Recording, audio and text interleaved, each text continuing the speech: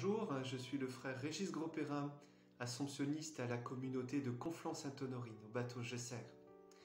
Je vous présente mon saint patron, Saint Jean-François Régis. Quelques mots sur sa vie, puis sur la coutume catholique de prier son saint patron. Jean-François Régis est né juste après les guerres de religion.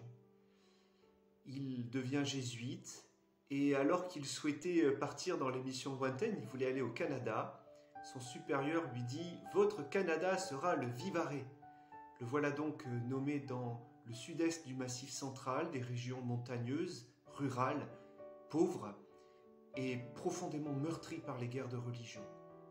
Là, il va sillonner les villages, principalement en hiver, quand c'est le repos des travaux agricoles.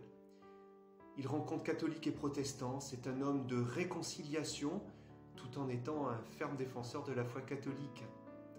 Il se fait le porte-parole de ces campagnes pauvres. Nommé un peu plus tard au Puy-en-Velay, il découvre la misère des prostituées.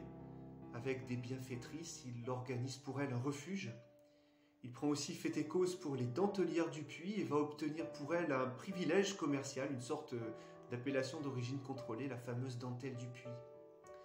Ce qui me touche chez lui, c'est cette manière d'être tout à tous.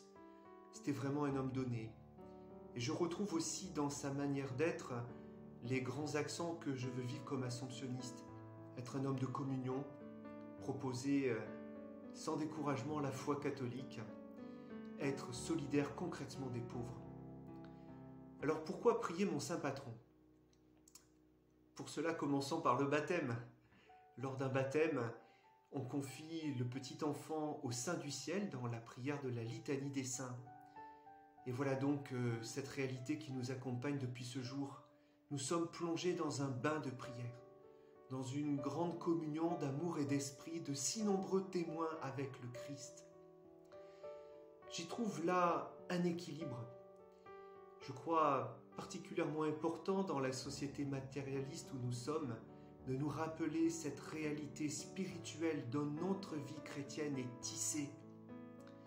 Elle nous accompagne, elle est notre destinée finale et nous en sommes les témoins. Bon avant à chacune, à chacun de vous.